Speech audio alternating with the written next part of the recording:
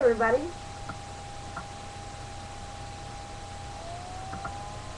Here I am. I'm Priestess Kandi Ranson, and I want to help you understand a little bit about the history of Yule. I have some notes here, so I will be reading a little bit as best I can.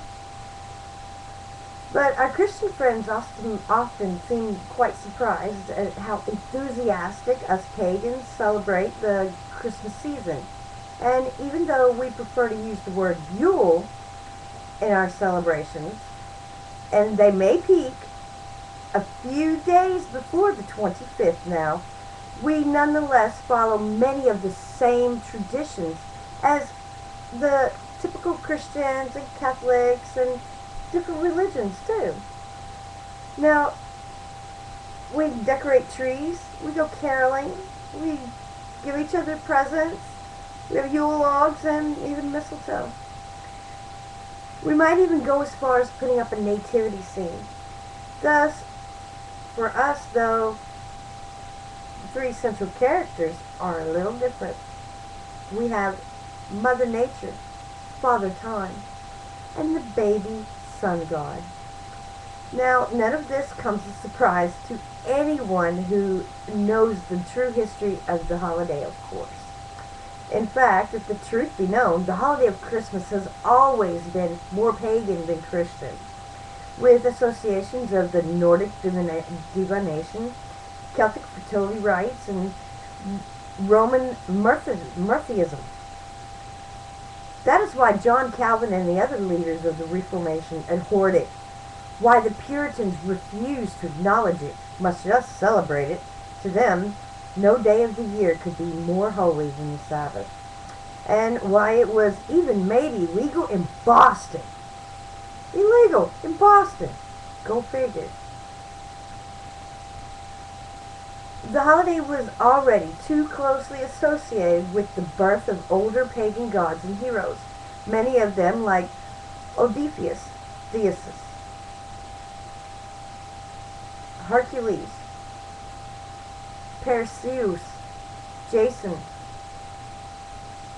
Dionysius, Apollo, Martha, Horus, and even Arthur.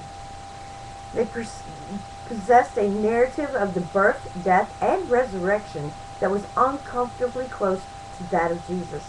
And furthermore, to make matters worse, many of them were the predated Christian savior.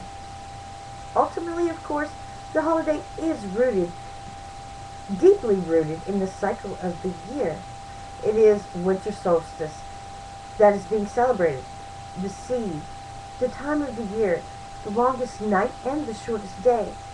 It is the birth of the new Sun King, the Son of God, by whatever name you choose to call him.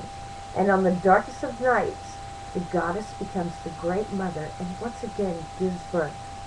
And in addition, makes perfect poetic sense that on the longest night of winter, the dark night of our souls, there springs the new spark of hope, a sacred fire, the light of the world, and the coal coaleth. This is why pagans have as much right to claim the holiday as Christians, perhaps even more so, as the Christians were rather late in laying claim to it, and tried more than once to even reject it. There has been a tradition in the West that Mary bore the child Jesus on the 25th day, but no one could seem to decide on the month. And finally, in 320 CE, the Catholic farmers in Rome decided to make it December, in efforts to co-opt the Mirific celebrations of the Roman and the Yule celebrations of the Celtics and the Saxons.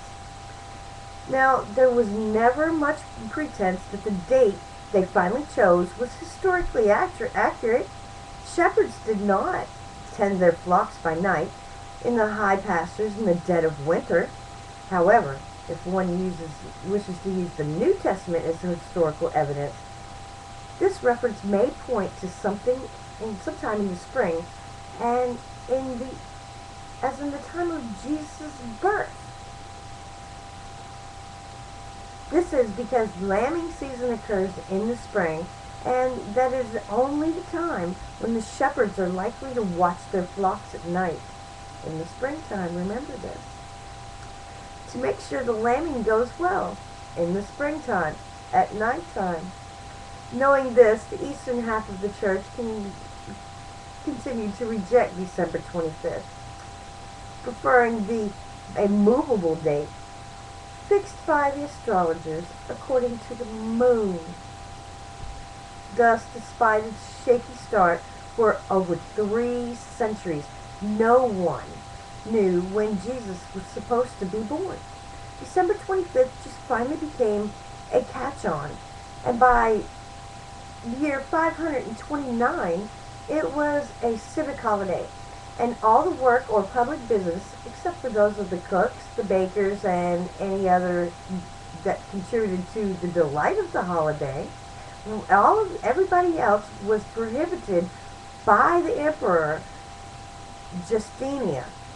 In 563, the Council of Brugad forbade fasting on Christmas Day, and 4 years later, the Council of the Tours proclaimed the 12 days from December 25th to Epiphany as a sacred festival season. This last point is perhaps the hardest to impress upon the modern reader, who is lucky to get a single day off. Christmas in the Middle Ages was not a single day. Not at all. But rather a period of the 12 days from December 25th until January 6th, the 12 days of Christmas, in fact. It's certainly lamentable that the modern world had abandoned this approach along with the popular 12th night celebrations. And of course, Christians' version of the holiday spread to more countries faster than Christianity itself, which means that Christmas wasn't celebrated in Ireland until the late 5th century. In England, Switzerland, and Australia, not until the 7th century. In Germany, not until the 8th century was Christmas celebrated. And in the Slavic lands, not until the 9th and the 10th century was Christmas celebrated. Not that these countries lacked their own midwinter celebrations at all. They celebrated Yuletide every single year. Long before the world had heard of Jesus, pagans had been observing the season by bringing the Yule log, wishing on it, and lighting it from the remains of last year's Yule log. That's right, you light a Yule log tonight, you let it burn, and you save a little piece for next year, so you can light next year's Yule log off of this year's Yule log. Now, riddles were posed and answered, magic and rituals were practiced, wild boars were sacrificed and consumed along with large quantities of liquor, large quantities of liquor. And corn dollies were carried from house to house with caroling. Fertility rites were practiced. Girls stood under the sprig of mistletoe girls that stood under the mistletoe were subject to a bit more than a kiss, mind you. Now, the fertility ritual rites were practiced and divinations were cast for the coming spring. Many of these pagan customs in an appropriately watered down form had entered the mainstream of the Christian celebration, though most celebrants did not realize, or do they mention it if they do, their origins. For modern witches, Yule, from the Anglo-Saxon Yule, meaning the wheel of the year, is usually celebrated on the actual winter solstice, which is what we did today. Which may vary a bit in a few days, though it usually occurs on or around December 21st. It is a lesser Sabbath and a lower holiday in the modern pagan calendar, one of the 4 quarters of the year, but a very important one. Pagan customs are still enthusiastically followed once the Yule log had been the center of the celebration. It was lighted on the eve of the solstice. It should light on the first try, and it must be kept burning for 12 hours for good luck. Now remember that. It should be made of that ash. Later, the Yule tree replaced the Yule log, but instead of burning it, burning candles was placed on it. In Christianity,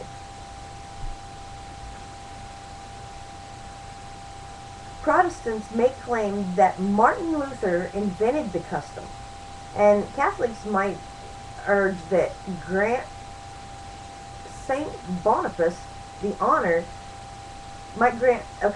Catholics will grant Saint Boniface that honor of creating these customs. But the custom can demonstrably be traced back through the Roman Saturnalia, all the way to the ancient Egypt, where Isis comes in. Such a tree should be cut down rather than purchased, and should be disposed of by burning, the proper way to dispatch any sacred object.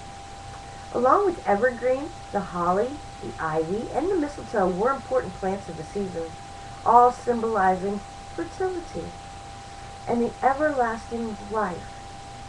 Mistletoe was especially venerated by the Celtic Druids, who cut it with a golden sickle on the 6th night of the moon, and believed it to be an aphrodisiac. Magically, not medicinally. It is highly toxic, so don't eat it. But aphrodisiacs must have been the smallest part of the Yuletide menu in ancient times, as customary reports indicates that the tables barely creaked under the strain of the type of good food and drink, the most popular of which was the wassail cup, deriving its name from the Anglo-Saxon term ways hail, or behold, or hail. Now, medieval Christmas folklore seems endless. The animals will all kneel down when the holy night arrives. The bees hum the 100th psalm on Christmas Eve. The windy Christmas will bring good luck. That a person born on Christmas Day can see the little people. That a cricket on the hearth brings good luck. That if one opens all of the doors of the house at midnight, all the evil spirits will depart.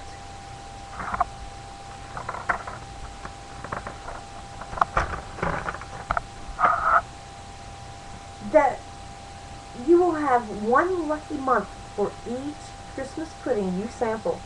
That the tree must have been taken down by the 12th night, or bad luck is sure to follow. Which, remember, the 12th night would be January 6th, technically, because the 12 days of Christmas run from December 25th to January 6th. That if Christmas is on a Sunday, a windy winter we shall see. That hours of the sun on Christmas Day, so many frosts in the month of May. That one can use the 12 days of Christmas to predict the weather for each of the 12 months of the coming year, and so on. Remember that most Christmas customs are ultimately based upon older pagan customs. It only remains for modern pagans to reclaim their lost traditions. In doing so, we can share many common customs with our Christian friends, albeit with a slightly different interpretation. Thus, we all share in the beauty of this most magical of seasons, when the Mother Goddess once again gives birth to the baby sun god and sets the wheel in motion again. To conclude with a long overdue paraphrase, Goddess bless us, everyone. Now, those are the basics of the history of Yule, winter solstice. And the Yule log, now, here's some interesting things about the Yule log I think you guys will enjoy. While most people have heard of the Yule log, few people realize that its tradition can be traced back to the days of the pagan Norsemen or the Vikings. To celebrate their belief in the powers of the gods, the Norsemen held festivals. The father of the gods was Odin or Thor, commonly called the Yule father. Yule referred to as the sun. The original Yule log ceremony was a festival celebrating the sun during the winter solstice, which occurs close to the time we celebrate Christmas today. Originally, the Yule log was dragged through the streets. The log always came... Wait a minute, let me back up. Originally, the Yule log was burned in honor of the gods and to bring good luck in the coming year. The log was usually from one of the largest trees that could be found, and it was so massive. Very, very large. It was so massive. I lost my place. It was so massive that they had to have a team of oxen or horse to pull it. And after the Norman invasion of England in 1066, the Yule log tradition was passed on to the British and evolved to the tradition that it is today. Originally, the Yule log was burned in honor of the gods and to bring good luck in the coming year. The log was usually from the largest tree that could be found, and it was... Wait a minute. After being cut down, the Yule log was then dragged through the streets. The log always came from its owner's land or a neighbor's property and was never purchased. It was always burned on Christmas Eve, accompanied by music, fun, and games. It was customary that each year a piece of the Yule log was saved and used to start the fire for the next year's log. To help kindle the fire, holly was placed under the log. Customarily, guests would toss a sprig of holly into the fire to burn up the troubles of the past year and keep their houses safe from being burnt down in the new year. Other Anglo-Saxon traditions include celebrating good health in the new year by drinking from wine and spice-filled wassail bowls, baking the Yule dough into figures shaped like people with raisins for eyes and nose to symbolize Christ. These Yule dough people were today's where today's gingerbread men really come from. Burning a Yule candle, which was big enough to burn for the 12 days of Christmas, and hanging a sprig of mistletoe for fertility and for romance. Now, here's an urban legend for you. Though few Americans still bother with it, the burning of the Yule log was once a time of the most firmly entrenched customs of Christmas. Everything to do with the term was fraught with ritual. Certain formulas had to be followed very carefully, lest disaster befall the household in the coming year. That's right. See, it's all about blessings. It was unlucky to buy a Yule log. Lucky ones came from the owner's land or from the neighbor's wood, often a stump or root, not necessarily a proper log at all. It was brought home on Christmas Eve and laid in the hearth. The first steps to lighting the Yule log was fetching the carefully preserved scraps of the previous year's log from under the homeowner's bed. Having done its job of keeping the house safe from fire and lightning since the last festival season. And now, it was used to light the new log. The new log had to catch fire during the first attempt at lighting it. Its failure to do so was a sign of misfortune coming to the family. Such an important duty had to be handled gravely. And clean hands only, please. To attempt to light the log with dirty hands would have been an unforgivable sign of disrespect. Clean hands, clean intent. Once lit, the log had to be kept burning for 12 hours. There was not always an easy task, as special caution was given against stirring the embers during the lengthy Christmas Eve supper. The log could not be tended to as long as any scraps of dinner were remaining on the table, or while anyone was still eating. As the log burned, people told ghost stories and tales of the olden times whilst drinking cider. Shadows cast upon the wall were carefully scrutinized, for it was well known that the headless shadow foretold the death of the person casting it within that year. Similar to the Yule log was the Christmas candle. It too was lit on Christmas Eve, usually just at dusk.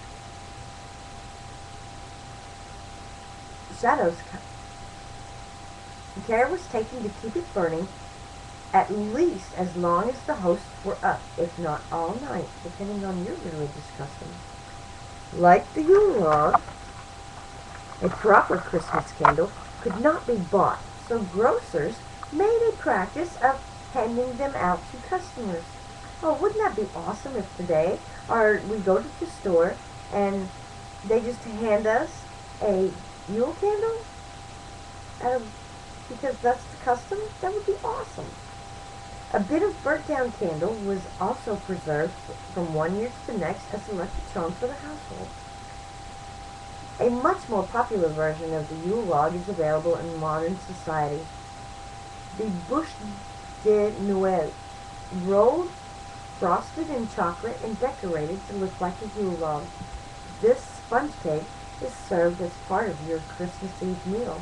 In France, it's called a réveillon, which takes place after midnight mass.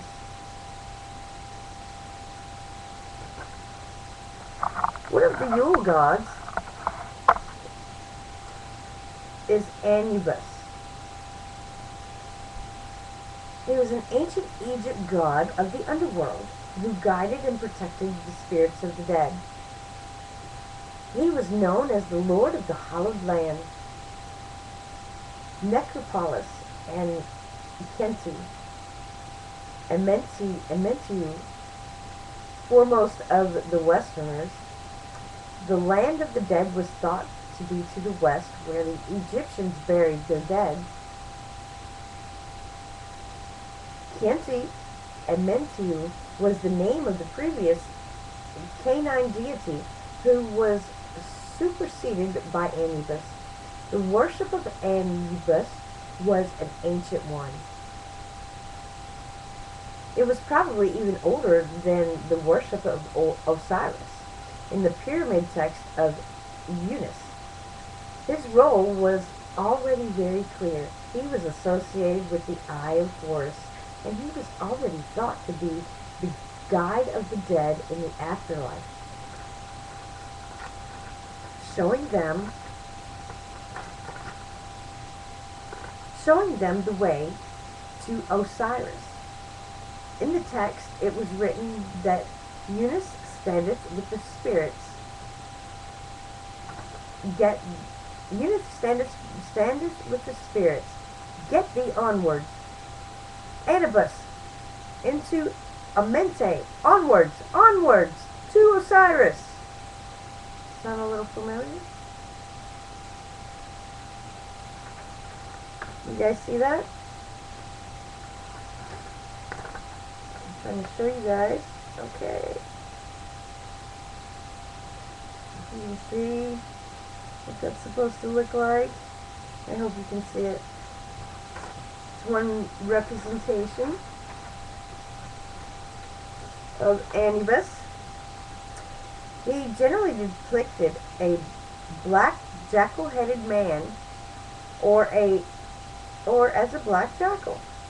The Egyptians would have noticed the jackals prowling around the graveyards, and so linked them between the animal and so the link between the animal and the dead was formed in their minds. It had been noticed by Flinders Peters that the best guides to the Egyptian tombs are jackal trails. Anubis was painted black to further link him to the deceased. A body that has been embalmed became a pitch black color.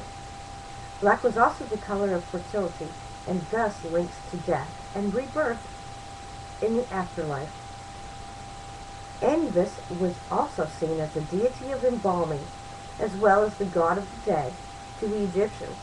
Anubis was the protector of the embalming and guardian of both the mummy and the necropolis. Anubis was often identified by the word sob, jackal rather than dog, though to the Egyptians there was not a great deal of difference between the two canines. So there was some confusion over which animal Anubis actually was.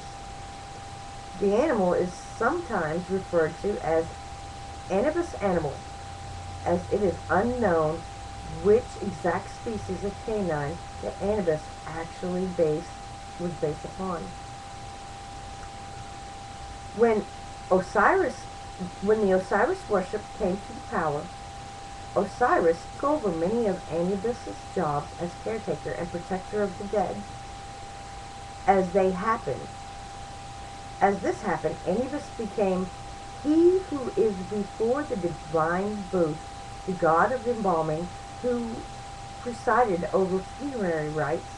The funerary priests would wear masks of the jackal god during the mummification process, symbolizing becoming the god from the rituals.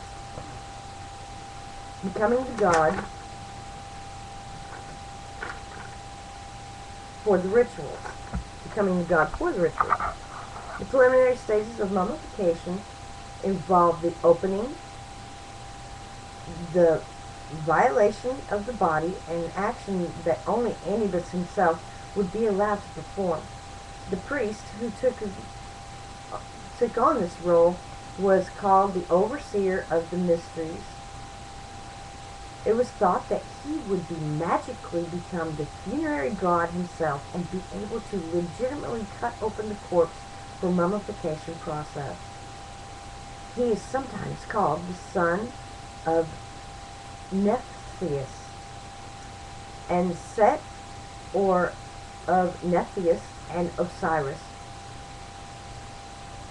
In one train of thought, it was believed that Isis raised him, as Set might murder his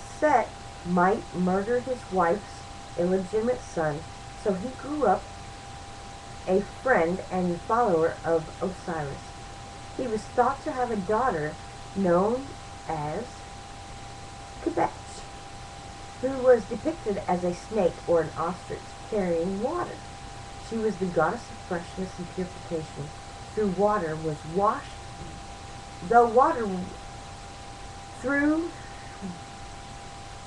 she was known as the goddess of freshness and purification. Through water was washed with the entrails of the deceased and brought the sacred water to Anubis for his tasks. She was thought to give water to the spirits of the dead while they waited for the mummification process to be completed. She was probably related to the mummification where she would fortify the body against corruption so it would stay fresh for the reanimation by the deceased ka. It was believed that Anubis was the one who invented the process of mummification. Anubis helped Isis bring her husband back to life again after Set had killed him. He embalmed the body of the god, swathed it in linen clothes, that had been woven by twin goddesses Isis and Nephthys, making sure that the body would never decay or rot. The awakening of the dead was also thought to be a function of Anubis. He would appear by the mummy and awaken the soul. The mummy was removed from the sarcophagus when it arrived at the door of the tomb and was placed upright against the wall by a priest wearing the mask of Anubis. Though thought to have become the god himself, the opening of the mouth ceremony was then performed. It consisted of a number of rituals that would turn the mummy, or a statue of the dead, into an inhabitable vessel for the deceased's ka. The ceremonies involved purification, cleansing, and anointing of the mummy, along with incantations. The mummy was touched by ritual objects on various body parts to restore their senses. The spirit would then be able to see, hear, speak, and eat as a living being. Some of the tools for this ritual involved have been found in pre-dynastic American graves, so it is probable that at least some of the rituals involved the opening of the mouth had evolved from the early times.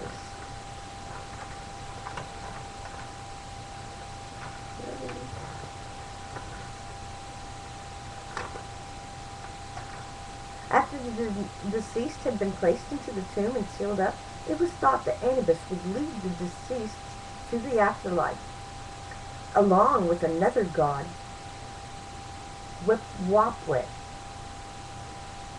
Wait a minute. Upot. Pronounced Upot. The two are very similar, though Upot was also another ancient jackal or wolf god, appearing on the Narmer palette. He was just a god of the dead, but he was a warrior god who opened the way to the victory for the pharaohs. The opener of the ways helped Anubis to guide the dead to the halls of Matiah, as were here. It was here that Anubis, as he who counts the hearts, watched over of the weighing of the heart and the judging of the deceased. Here it was his duty to see the beam of the scales was in its proper place, and that the weighing was done correctly. He was then passed judgment on the deceased, and the Thoth would record the pronouncement. Anubis would protect the innocent from the jaws of Ammon, but would give the guilty to her to meet the final death.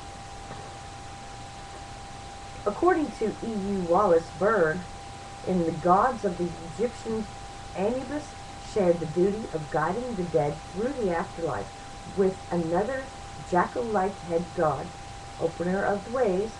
These two gods both opened the ways, although Anubis was the opener of the roads of the north, and Wapwit was the opener of the roads of the south. Budge goes on to say that Anubis was the purification of summer solstice, and Wapwit of the winter solstice. A strange fetish known as in the Emmett fetish was linked to Anubis. It was a headless stuffed skin, usually of the great feline, tied by its tail to a pole, which was planted in a pot. Known as the son of Hesot, which is a cow, and Hesot, Menevus, son of Hesop Menevus, was linked to another title of the Anubis. This was evidence of this fetish as early as the First Dynasty. They were linked to the funerary cult depicted in the chapel of Anubis at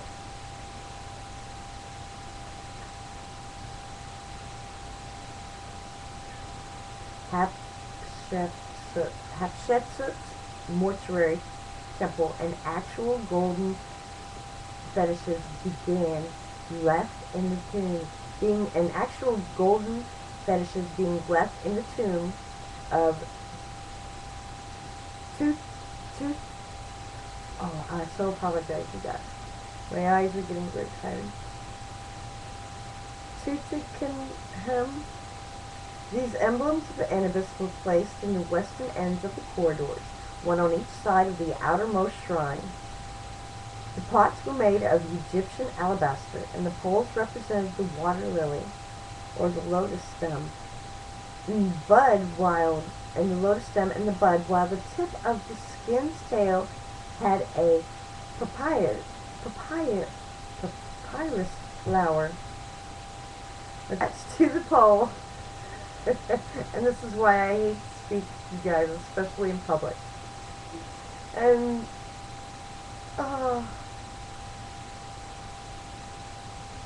attached to the pole and fetish itself were gilded.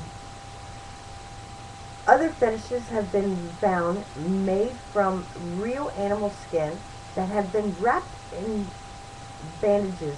In earlier times, there was a god, Inuit, who was known as he who is in his wrappings, who became a form of Anubis. The fetish was probably linked with mummy wrappings, though it also appears to have been related to the Royal Jubilee Festival. Alright, you guys. So, that is one of the gods associated. Anubis, which is known by many names, obviously, is associated with the winter solstice. He is the keeper of the dead, obviously. Holda is a Germanic goddess of winter who is both bright and dark figured, crone and maiden in one. Sometimes she appears as a beautiful girl clothed in a shining white dress. Other times she is seen as a hunchback old one with tangled gray hair, a beaked nose, and glowing red eyes. When it begins to snow, folks say, Holda is shaking her feather bed.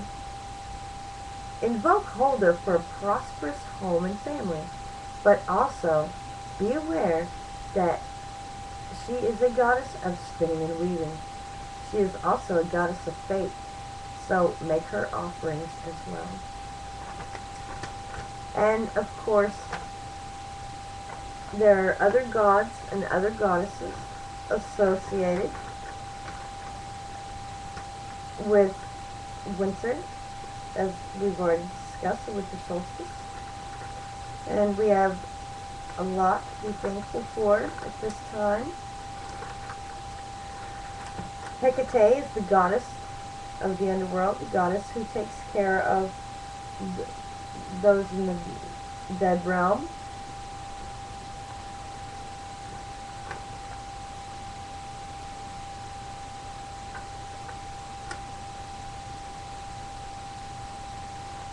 You guys, okay, here are some songs that I'd like to try to share with you. And I'm going to let you know I'm not very good at this. So I'm just going to do the best I can.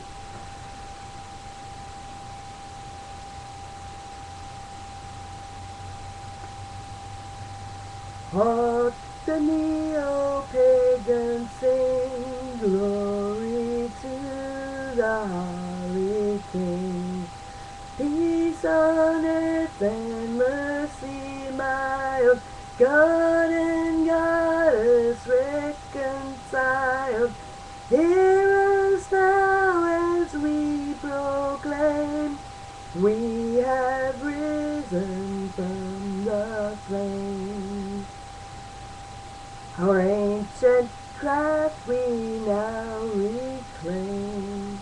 In the gods and goddesses' name, hark the neo-pagans sing, glory to the Harley King.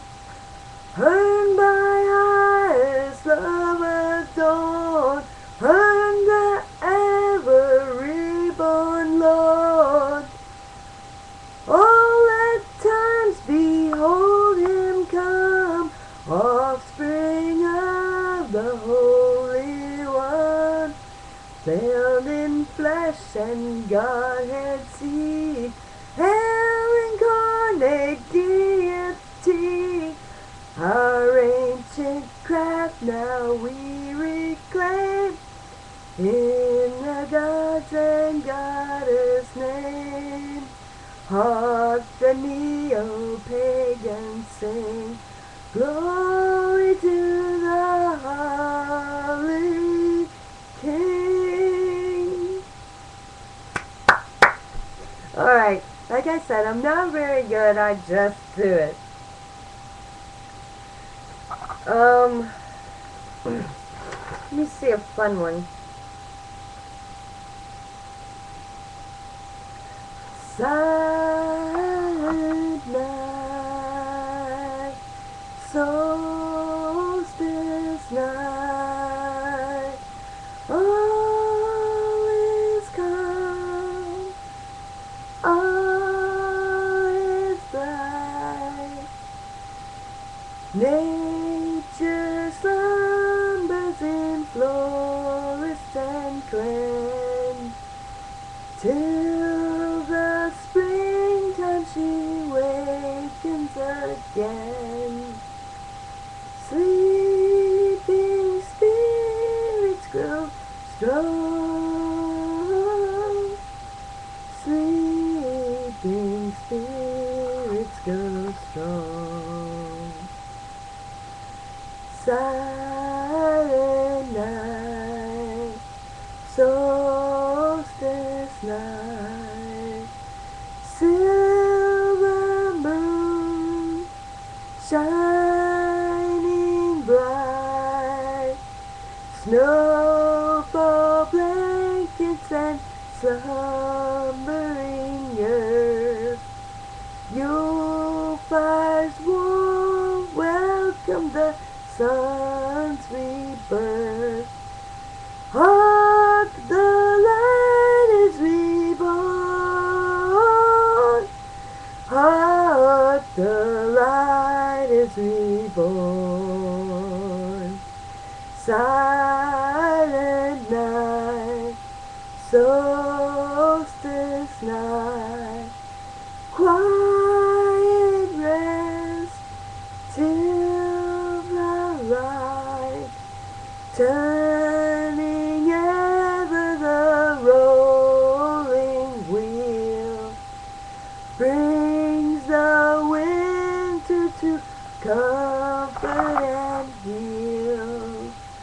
Rest, ye spirit, in peace. Rest, ye spirit, in peace.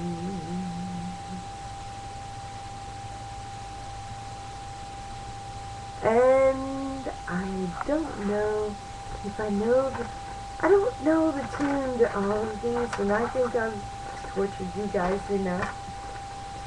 But there's just a little rundown, a little background on the history of Yule, Christmas, and winter solstice, and what it all means. You guys can go and look stuff up and this and that. But there is one thing that I would like to read to you, and one more thing, and it is an awesome little poem or fable, you could say.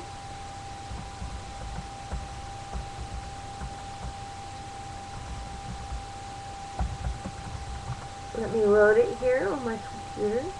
I hope you guys are all having a wonderfully blessed Yule, a wonderfully blessed season. You guys are just so special. You really are. And I'd like to say, if you can see it, you can do it. Things may seem a little down at this time of year. People seem to get caught up in the spirit of buying, and they feel like, oh, if I don't have any money, I can't enjoy the season. Well, that's not entirely true, because we can take things, recycle them, and make items, make gifts for our friends and families and loved ones. And homemade gifts and handmade treasures are appreciated a whole lot more than store-bought ones most of the time. I mean, yeah, people want this and people want that, but, you know, as long as you have your needs met, that's all that matters, really.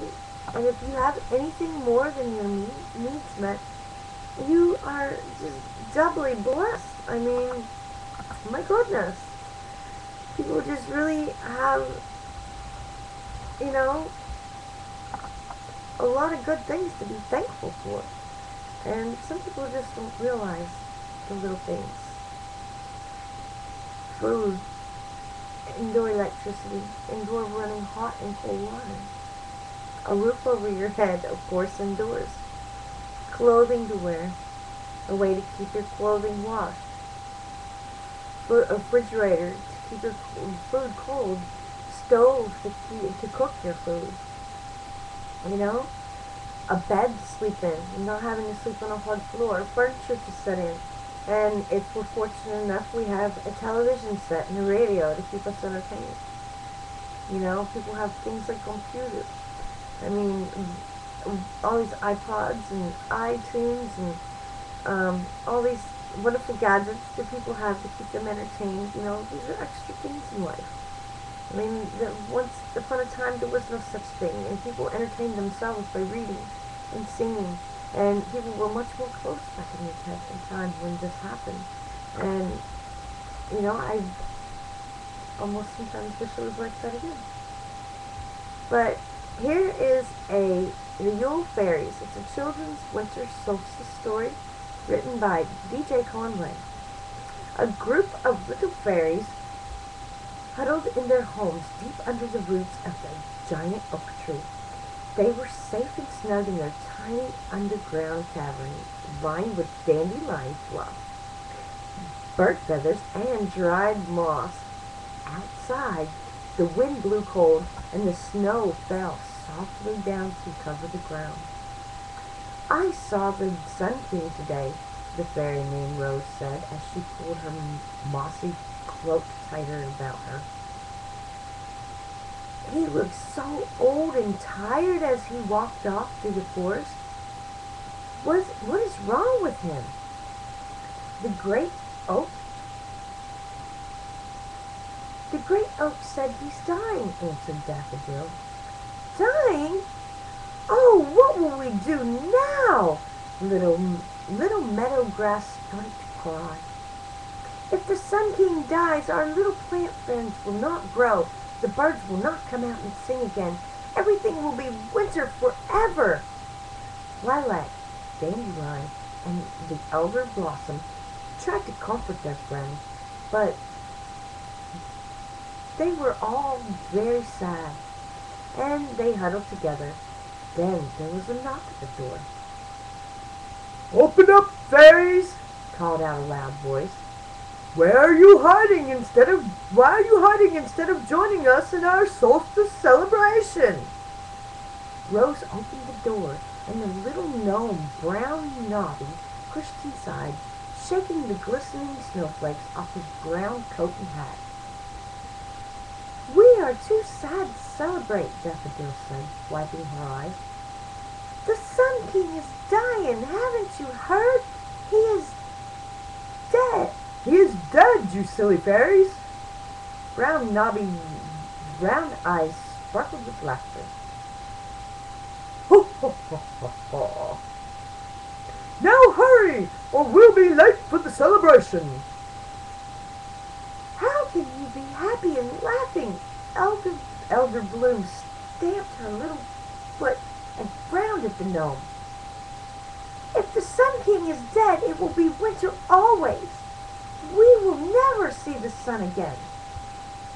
Silly little child fairies, frowned Nobby, created Dandelion by the hand and pulled her to her feet.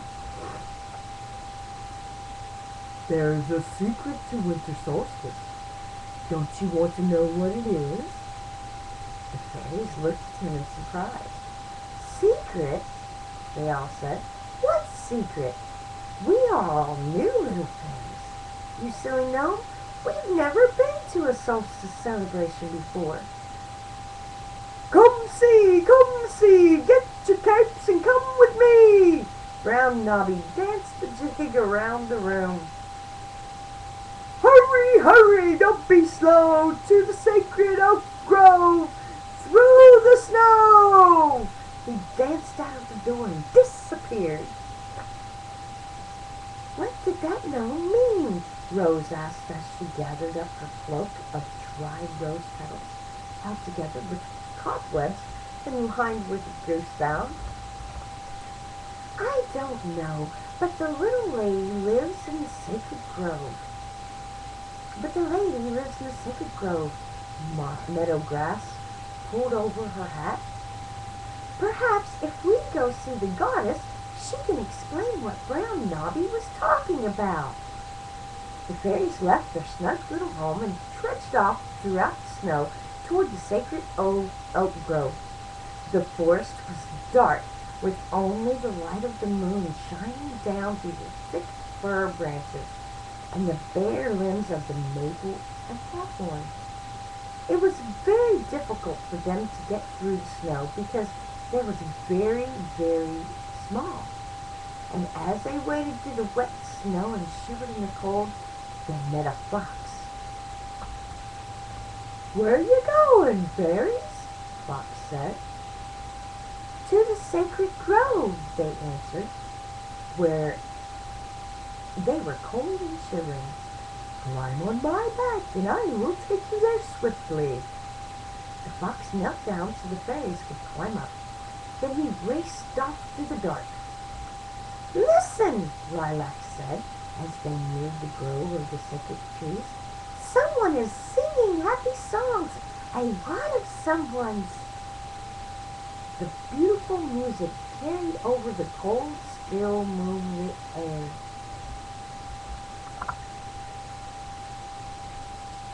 It was the most beautiful music the fairies had ever heard. The fox carried the fairies right to the edge of the stone altar at the center of the grove, then knelt down. Look, said Elder Blossom, as they slid to the snow-covered ground. There is the maiden, and the mother, and the old wise one, many other little people. They are all smiling and happy, said Lilac, as she looked around at all of the creatures. All the animals are here, too, whispered Dandelion. Why are they all looking at the mother? The fairies moved closer to the three ladies seated on the altar stone. The mother held a bundle close in her arms, smiling down at it. The maiden reached down and took the fairies gently in her hand.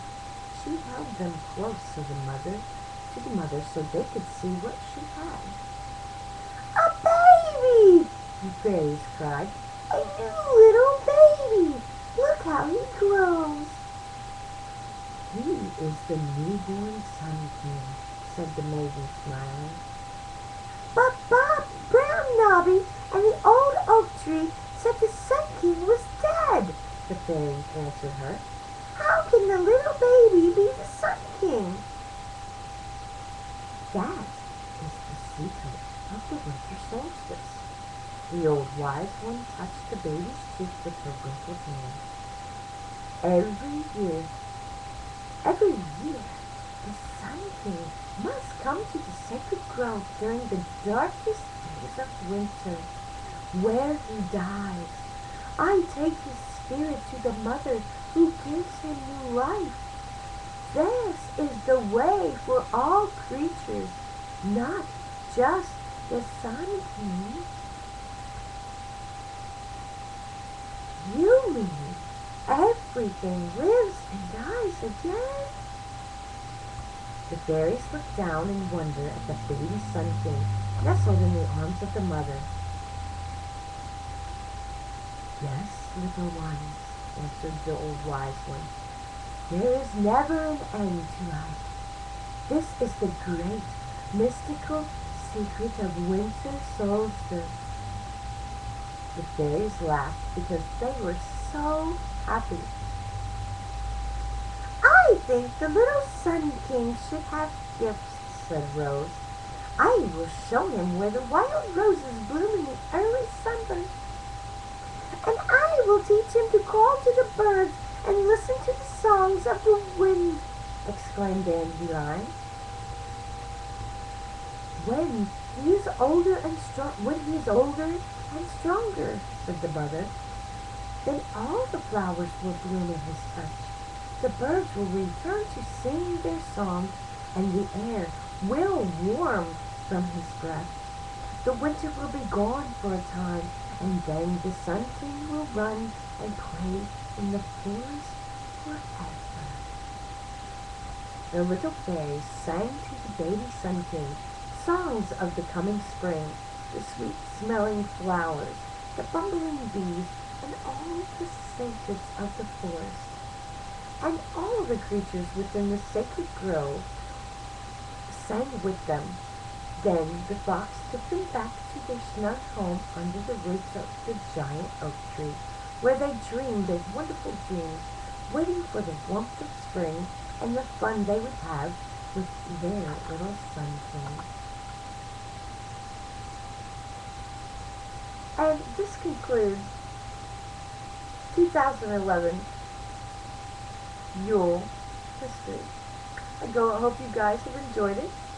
I hope that my tired eyes didn't get on you guys' nerves too much. And I wish you bright blessings. Happy Hanukkah. Happy Yule. Happy season's greetings to everyone, no matter what holiday. Merry Christmas, no matter what holiday you celebrate. And you can find me at my website at http psychic priestess Kandi Ranson.info. INFO as in short for information. Psychic priestess Kandi Ranson.info. And that is spelled KandiRanson. And then the normal Psychic Priestess Kandi Ranson.info. I am available for guidance, psychic readings, and if you guys need help of any sort, contact me. I'm more than likely will be able to help direct you to a place where you can get help, if not help organize some help for you.